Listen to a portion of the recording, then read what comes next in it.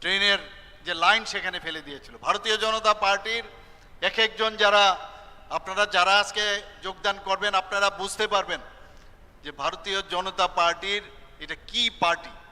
যারা আমাদের পার্টিতে এসছেন তারা গঙ্গা জলের ডুবকি দিয়ে সমস্ত যত দোষ ইত্যাদি আছে ভারতীয় জনতা পার্টি গঙ্গা জলের মতোই যখন এই পার্টিতে যোগদান হয় সে মানে বিশুদ্ধ এবং শুদ্ধ হয়ে যায়। এইরকম একটা পার্টি আমরা সারা ভারতবর্ষের মধ্যে সর্বশ্রেষ্ঠ পার্টি। এই পার্টির আজকে আপনারা এখানে সদস্য হয়েছেন। এখানে আঞ্চলিক পার্টির সাথে আমাদের কোনো বিরোধ নেই। যারা যারা যে পার্টি করবে, কিন্তু বিভ্রান্তি ছড়িয়ে নানাভাবে একটা ডিভাইড অ্যান্ড পলিসি করে এটা সাম্প্রদায়িক সুরসুরি দিয়ে যে রাজনীতি, সেটা কোনো জিনিস সেটা ফলপ্রসূ হবে না।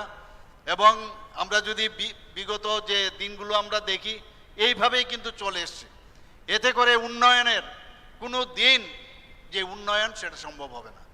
আমি এখনো বলবো যে যারা এই চিন্তা ভাবনায় আছেন বা যারা এই ভুল বুঝিয়ে যাদেরকে অন্যভাবে প্ররোচিত করছে তারা এখনো ভারতীয় জনতা পার্টির দরজা খোলা আছে।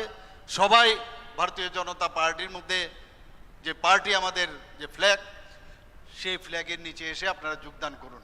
কারণ একমাত্র ভারতীয় জনতা পার্টির যে সরকার, আমার পূর্ববর্তী বক্তা বলেছেন, এখানে আজকে 28টা আমাদের যে এডিসির যে আসন সংখ্যা আর আমাদের দেশের যে পূর্ণ রাজ্য যে সংখ্যা সেটা হচ্ছে 28। আস্তে আস্তে করে 20, 21, 22 এভাবে ধীরে ধীরে কিন্তু এগিয়ে যাচ্ছে আজকে ভারতীয় জনতা পার্টির নেতৃত্বাধীন সরকার। সমস্ত ভারত এখন ভারতীয় জনতা পার্টির নেতৃত্বাধীন এনডিএ। কোথাও ভারতীয় জনতা পার্টি নিজে সেইভাবে আস্তে আস্তে করে এই যে গ্রাফ ঊর্ধ্বমুখী সেটা বুঝতে হবে। এটা কিন্তু এমনিতেই হচ্ছে না, এমনিতেই মানুষ ভারতীয় জনতা পার্টিকে মানুষ আসছে না। যিনি আমাদের যশস্বী প্রধানমন্ত্রী নরেন্দ্র মোদীজির কাজকর্ম দেখে তবেই মানুষ আসছে। আজকে কি ছিল নর্থ ইস্টার্ন জোনের অবস্থাটা আপনারা একবার ভাবুন, কি অবস্থাটা ছিল 2014-র পর থেকে। আমরা দেখলাম যে এতগুলো যারা মেইন যে চিন্তাধারা, যে রেল চলার মতো যে রেল লাইন ধরে চলা উচিত তার থেকে ডেভিয়েট করে বাইরের দিকে চলার উগ্রপন্থার যে চিন্তা ভাবনা নিয়েছিল, সেই নর্থ ইস্টার্ন জোনকে না কেন্দ্র সেইভাবে নজর দিয়েছে, না কোনো পার্টি সেভাবে নজর দিয়েছে আমাদের যশস্বী প্রধানমন্ত্রী নরেন্দ্র মোদীজি এবং আমাদের গৃহমন্ত্রী অমিত শাহজি এবং আমাদের সর্বভারতীয় সভাপতি জেপি নাড্ডাজি। তবে গিয়ে আজকে নর্থ ইস্টার্ন জোনে একটা শান্তি প্রতিষ্ঠিত হয়েছে। আজকে নর্থ ইস্টার্ন জোনে আগে আমরা নিজের রাজ্যেই যে আগরতলা থেকে ধর্মনগরে আমি যেতে পারবো কিনা, ঠিকভাবে পৌঁছতে পারবো কিনা, এরকম একটা অবস্থা ছিল। আগরতলা থেকে সাবরুম আমি যেতে পারবো কিনা সেই অবস্থা ছিল।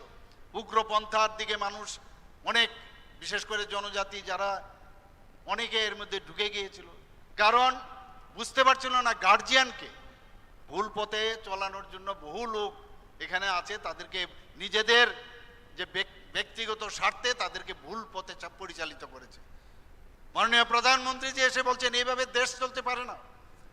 আজকে নর্থ ইস্টার্ন জোনে 11 থেকে 12-13টার মতো যে অ্যাকর্ড করেছে, সেই অ্যাকর্ডের কারণে আজকে একটা শান্তি প্রতিষ্ঠিত হয়েছে। বন্ধুগণ, এখনো চেষ্টা চলছে ভারতকে কিভাবে কমজোর করা যায়। আমাদের রাজ্যকেও বিভিন্ন রাজ্যের মধ্যেও চেষ্টা করছে কিভাবে কমজোর করা যায়। একদিকে আমরা উন্নয়ন করছি, আর একদিকে এই ধরনের চক্রান্ত করছে। আজকে নর্থ ইস্টার্ন জোনে এখন আপনি যে কোনো জায়গায় আপনি যেতে পারেন। আমরা যদি আগরতলা থেকে ধর্মনগরে যাই নো প্রবলেম, আজকে কৈলাস শহর থেকে আগরতলা যায় কোনো সম্ভব নয়, আমাদের সাবরুমে যান কোনো সমস্যা নেই। এই যে একটা ভাইচারার এখন বিষয় দাঁড়িয়েছে, আমরা ইংরেজিতে যদি বলি ইউনিটি ইন ডাইভার্সিটি, আমরা যদি বলি সেটা ত্রিপুরাতে আজকে আমরা দেখতে পাচ্ছি। কিন্তু অনেকে সহ্য হচ্ছে না, বদ হজম হয়, ভালো খাবারের কিন্তু বদ হজম হয়। আরে ভালো কাজ করছে তাড়াতাড়ি কিছু না কিছু করো, মানুষকে ভুল বোঝানোর চেষ্টা করা হচ্ছে। সবকা সাথ সবকা বিকাশ বিশ্বাস আর তার যে প্রয়াস, সেই চিন্তাধারার পার্টি হচ্ছে ভারতীয় জনতা পার্টি। একটা অদ্ভুত এই পার্টি। এখানে আমার পূর্ববর্তী বক্তা মাননীয় মন্ত্রী বিকাশবাবু বলেছেন যে প্রথমে প্রতিবাদ আর প্রতিবাদে যদি না হয় তাহলে কি করতে হবে? প্রতিরোধ। প্রতিরোধ যদি না কাজ করে তাহলে প্রতিশোধ। এটা ডক্টর শ্যামাপ্রসাদ মুখার্জির কথা। তো এই যে বিষয়, আমরা প্রতিশোধেও যাচ্ছি না, আমরা বলছি যে এখনো সময় আছে, এখনো সময় আছে কিভাবে ডেভেলপমেন্ট আজকে আমাদের জনজাতি ভাই বোনদের এবং জনজাতি অধ্যুষিত এলাকায় কিভাবে উন্নয়ন করা যায় কাজ করছি। কিন্তু যেভাবে আমরা কাজ করতে যাই সেখানে ডেভিয়েট করে আমাদের মধ্যেই একটা ঘোলা জলে মাছ ধরার একটা প্রক্রিয়া এখানে চলছে। আমাদের কোনোদিন আপনারা ভাবতে পারেন ত্রিপুরাতে মাননীয় প্রধানমন্ত্রীজি আসার পর এক নাগারে সাতজন আমাদের জনজাতির যারা বিশিষ্ট ব্যক্তিরা তাদেরকে এক নাগারে তাদেরকে পদ্মশ্রী যে উপাধি দিয়ে ভূষিত করেছে। আর কোনোদিন আগে শুনেছেন কখনো? আজকে যে দ্রৌপদী মুর্মুজি একজন জনজাতি গোষ্ঠীর, উনাকে আজকে ভারতবর্ষের যিনি আমাদের সম্মানীয় রাষ্ট্রপতিজি, সেখানে একজন সেই মহিলা এবং জনজাতি গোষ্ঠীর মহিলাকে সেখানে বসিয়েছেন মাননীয় প্রধানমন্ত্রীজি। আরও শুনলে আপনারা সবাই জানেন, কিন্তু এগুলো আপনাদের বলতে হবে। ত্রিপুরা রাজ্যে রাজ্যপাল কোনোদিন বানাবে কোনো জায়গা ভাবা যায় কোনোদিন? এই রাজ পরিবারেরই কৃতি সন্তান জিষ্ণুদেব বর্মা মহোদয় উনাকে তেলেঙ্গানার মতো একটা বড় রাজ্যের উনাকে রাজ্যপাল বানিয়েছেন। এগুলো আপনারা বলবেন না? আমাদের সরকার আসার পর আজকে বলছে অনেকে অনেক কিছু বলছে, কিন্তু পাওয়ার পরে আরেক কথা বলছে। আমাদের এই সরকার 2018 আসার আগে আপনারা এখন যেসব দাবি দাওয়া করছেন তখন তো আপনাদের চেহারাও দেখা যায়নি। এখন যেসব দাবি দাওয়া করছেন গণতন্ত্র, তখন এই গণতন্ত্রের ভয়ে কি অবস্থা ছিল, আপনারা তো তখন মানে মুখ শুকিয়ে ঘরের ভিতর বসেছিলেন। আমাদের সরকার আসার পর এখন এই করতে হবে সেই করতে হবে, তখন কোথায় ছিলেন আপনারা?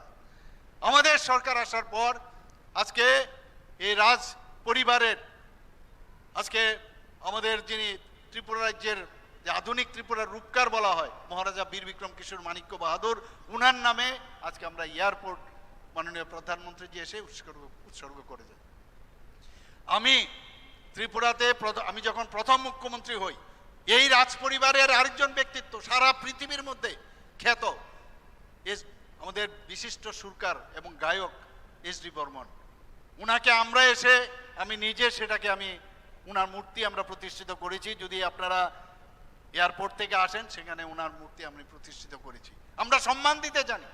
আগরতলার মধ্যে যে কামঞ্চমনির সাথে একটা আইল্যান্ড ছিল, সেটা আমরা ছোটবেলা একদম ছোট সেখানে দেখেছি যে একটা মাইলের, তখন মাইল ছিল, কিলোমিটার ছিল না, এই মাইল ফলক 0 মাইল ফলক সেখানে ছিল। আমরা তার হাঁটাবাটা করতাম এদিক সেদিক, আস্তে আস্তে দেখলাম সেটা মাটির নিচে চলে গেছে। যখন আমি মুখ্যমন্ত্রী হই আমি সেটাকে উপরে উঠিয়েছি যে 0 এখান থেকে শুরু হয়, যে ধর্মনগর কত দূর, সাবরুম কত দূর, শান্তির বাজার কত দূর, এখান থেকে অনেকেই জানে না এই বিষয়। সেটাকে আমরা উঠালাম এবং এই আধুনিক যে রূপকার যে মহারাজা বীর বিক্রম কিশোর মাণিক্য বাহাদুর, উনার যে মূর্তি সেখানে আমি প্রতিষ্ঠিত করেছি। এবং ওই যে আইল্যান্ডটা এখন কামান চমনি না, এটা বীর বিক্রম কিশোরের নামে সেখানে চমনি হয়েছে।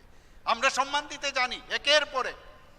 আপনারা সবাই জানেন যে সংগ্রামা, আমি উনাদের যে প্রোগ্রামে আমি গিয়েছিলাম, ওনারা দাবি করেছিলেন যে আমাদেরকে আপনারা এইবারের যে ছুটি আপনাদের সরকারি ঘোষণা হয় যে রেস্ট্রিক্টেড হলিডে, সেই রেস্ট্রিক্টেড হলিডেতে তার নাম আপনারা দিতে হবে। আমি আসলাম, এসে ক্যাবিনেটের ডিসিশন নিয়ে আমাদের মাননীয় মন্ত্রী বাহাদুরও ছিলেন, সেখানে আমরা পাশ করে সে সংগ্রামাদের যে ছুটির দিন সেটা আমরা ঘোষণা করেছি। আজকে আমাদের সরকার আসার পর যেখানে আমাদের বীর বিক্রম কিশোর মাণিক্য বাহাদুরের উনার জন্মদিনে আমরা উনার জন্মদিনে ছুটি ঘোষণা করেছি, যাতে আমাদের যে জনজাতি ভাই বোনেরা তারা যাতে আরো ভালো করে, গড়িয়া পূজার একদিনের ছুটি ছিল, আমরা 2 দিনের ছুটি আমরা ঘোষণা করেছি বন্ধুগণ। তো একের পর এক আমি যদি বলতে থাকি শেষ করা যাবে না, দেখতে হবে। আর আমরা চাই আমাদের এই যে সরকার এখন চলছে, এই সরকারের সময় ভারত ত্রিপুরা রাজ্যে একটা শান্তির যে একটা পরিবেশ সেটা এখানে প্রতিষ্ঠিত হোক। সারা 28টি রাজ্যের মধ্যে এখানে অনেকে অনেক কথা বলেন যে ত্রিপুরা রাজ্যে আইনের শাসন নেই, এবং আইনের শাসন নেই। যে অপশাসন আপনারা করে এসছেন এতদিন ধরে কমিউনিস্টরা, তাদের দেখানো পথে এখনো অনেকে সেভাবে শাসন যে সুন্দরভাবে চলছে সেটাকে নষ্ট করার একটা প্রচেষ্টা চলছে।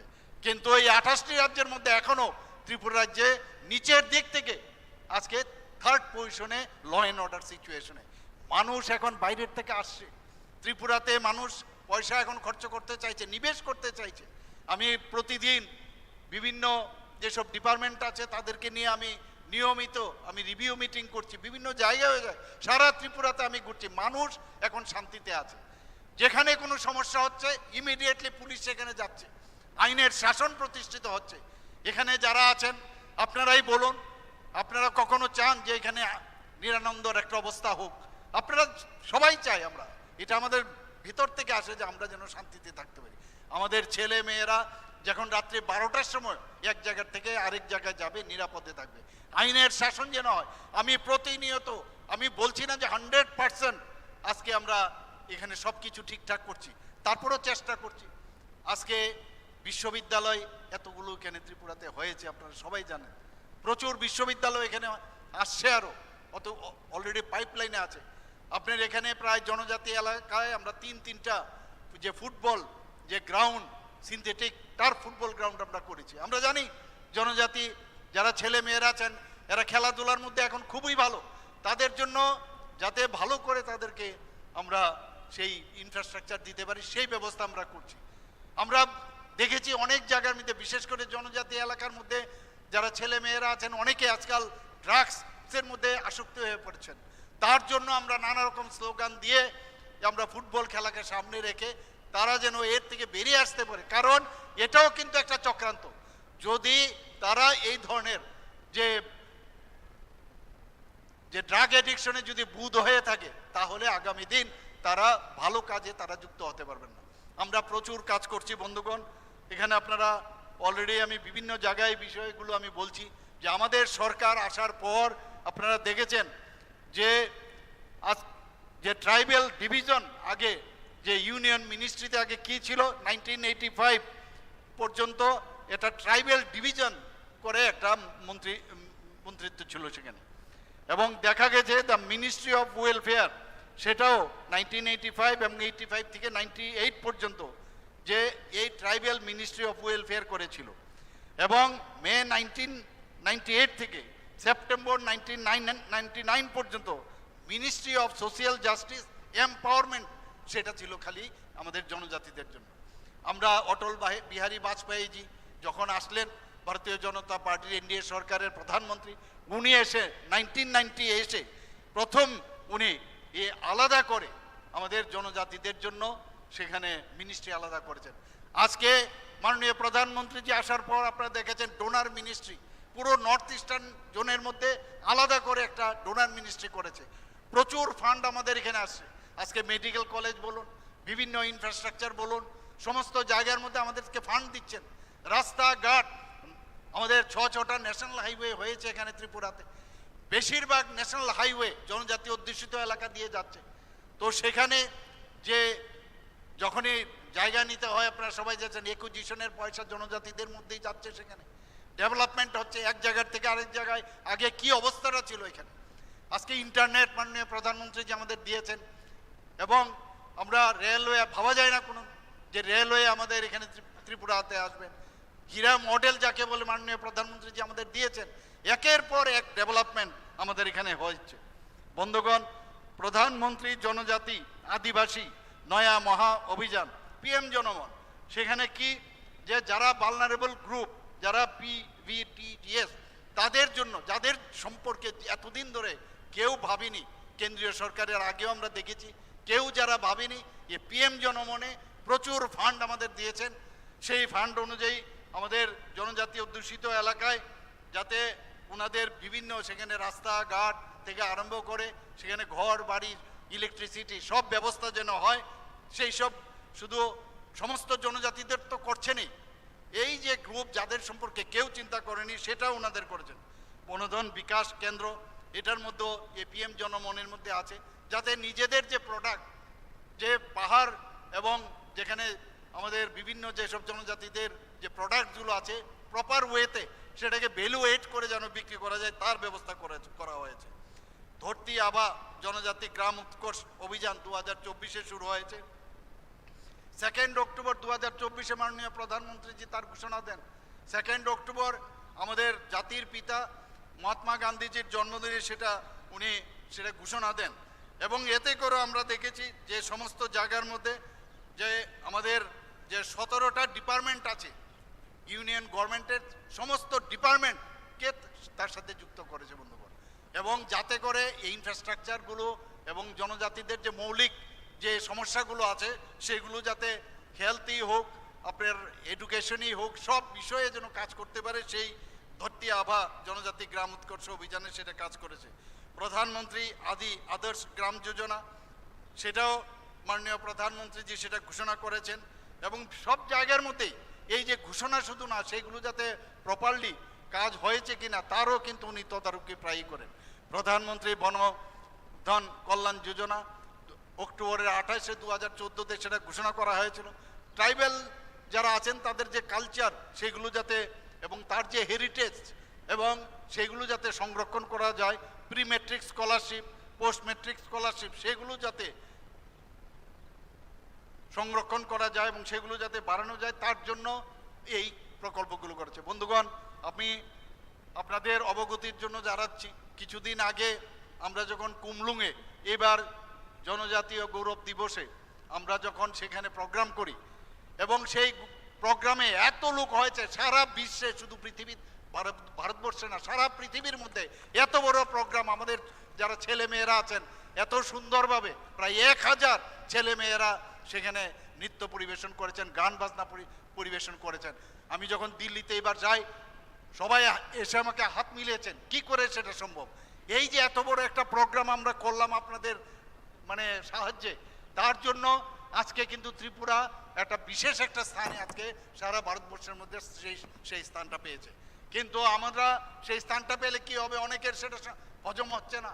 এর জন্য এরকমভাবে নানাভাবে চেষ্টা করছে যে কি করে আমাদের যে বিভিন্ন যেসব এখানে জনজাতি গোষ্ঠীর যারা এখানে ভারতীয় জনতা পার্টিতে যোগদান করছেন, কিভাবে তাকে বন্ধ করা যায়, কিভাবে তাকে রোকা যায়, তার চিন্তা ভাবনা এখানে করছে বন্ধুগণ। সেখানে আমি কয়েকটা ঘোষণা দিয়েছিলাম যে 34,000 ছাত্রছাত্রী যারা আছেন সেখানে ছাত্রাবাসে বৃত্তি আমরা দিচ্ছি সেখানে, এবং সেখানে আরও 2700 আসন সেখানে আরও বৃদ্ধি করেছি বন্ধুগণ। সেখানে 80 টাকা, আজকেও আমার কাছে ফিনান্স মিনিস্টার এসেছিলেন, বলে আপনি তো ঘোষণা দিয়েছেন, কিন্তু আমাদের তো এখন চিন্তা ভাবনা করতে হবে। আমি বললাম ঘোষণা হয়েছে, সেটা হয়ে গেছে, বাস আর কিচ্ছু না।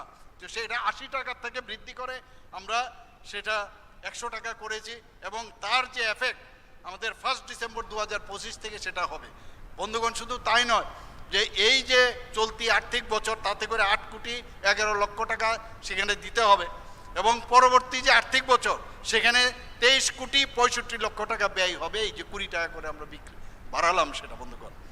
আগরতলা অভয়নগর কলেজে যারা পড়াশোনা সেখানে করছে বা করবে আগামী দিনে 100 শয্যা বিশিষ্ট একটি বয়েজ হোস্টেল সেখানে নির্মাণ করা হবে। আমি সেখানে সেটা ঘোষণা দিয়েছিলাম, সেটাও প্রায় 6 কোটি টাকার মতো খরচ করা হবে। ক্রীড়া দক্ষতা ও খেলোয়াড়ি মনোভাবের বিকাশের জন্য আগে শুধু সরকারি হোস্টেলগুলোতে বিভিন্নভাবে আমরা হেল্প করতাম। এই বছর থেকে যারা এনজিও, আমি বহু এনজিও জনজাতিদের নিয়ে কাজ করেন, তারা এসেছেন আমার কাছে, তো তাদের যে হোস্টেলগুলোতে যাতে সেই খেলা সামগ্রী দেওয়া যায় তার জন্য আমি সেটা ঘোষণা করেছিলাম।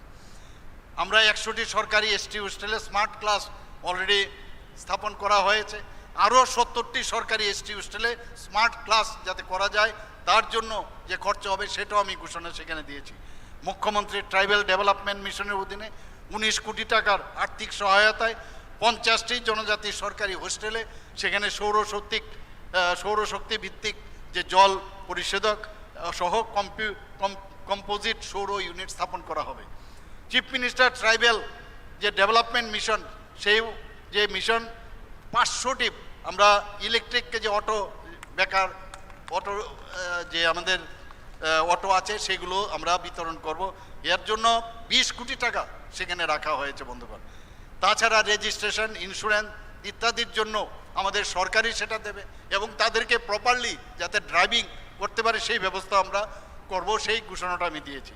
চিফ মিনিস্টার ট্রাইবাল ডেভেলপমেন্টের অধীনে 30,000 জন জনজাতি মহিলাকে এখন পর্যন্ত আমরা যারা তাঁতি আছেন, মহিলা তাঁতি, তাদেরকে সুতা বিতরণ আমরা করেছি, আরও বিতরণ করা হবে, যার জন্য যে টাকা ব্যয় হবে। আমরা বন্ধুগণ একের পর এক আমরা চাইছি যে এই জনজাতিদের, উনি ঠিকই বলেছেন, আমাদের যে ট্রাইবাল ওয়েলফেয়ার মিনিস্টার বলছেন, উনাকে প্রায়ই আমি বলি জনজাতিদের জন্য তোমার যা যা খুশি তুমি আমার কাছে নিয়ে এসো, আমি দেখব যা ওদের উন্নয়নের জন্য যা যা লাগবে। বিভিন্ন অধ্যুষিত এলাকায় মাননীয় প্রধানমন্ত্রীজি তো করছেনই, কিন্তু আমরাও সেইভাবে আমরা কাজ করব। বন্ধুগণ অনেকে অনেক কথা বলেন, কিন্তু ডাটা নিয়ে কিন্তু কেউ কথা বলেন না যে 2024 এবং 25 সালে যে রিভাইজ এস্টিমেট বাজেট হয়েছে 30,296 টাকা রাখা হয়েছিল।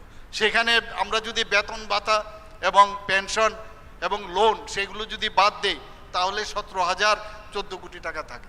সেই জায়গার মধ্যে দাঁড়িয়ে আমরা যে জনজাতি অধ্যুষিত এলাকার উন্নয়নের জন্য প্রায় 6,645 কোটি টাকা আমরা খরচ করেছি, অর্থাৎ শতাংশের হিসাব যদি দেখা যায় 39.06% আমরা খরচ করেছি।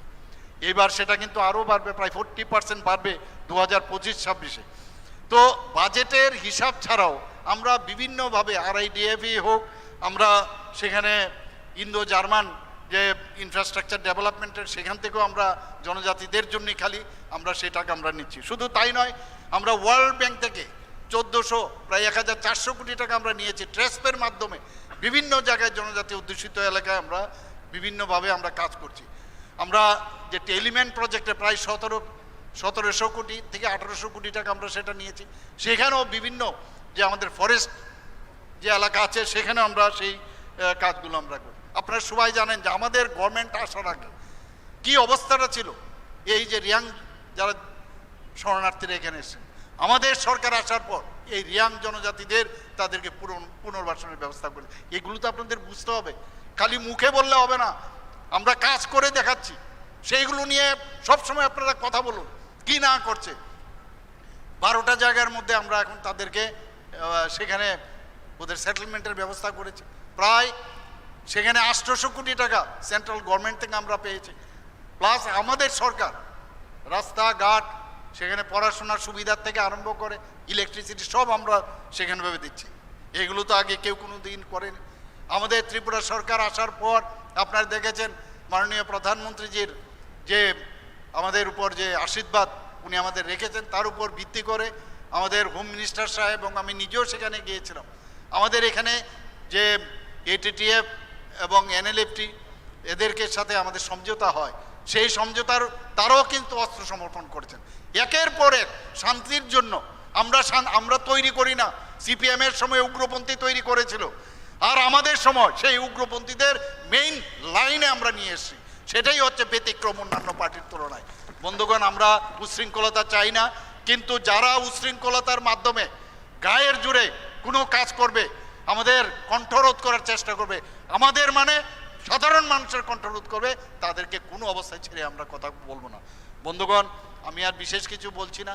আজকে যারা এখানে ভারতীয় জনতা পার্টির পতাকা তোলে যোগদান করতে এসছেন তাদেরকে আমি একটা কথাই বলবো, সঠিক সময়ে সঠিক সিদ্ধান্ত আপনারা নিয়েছেন।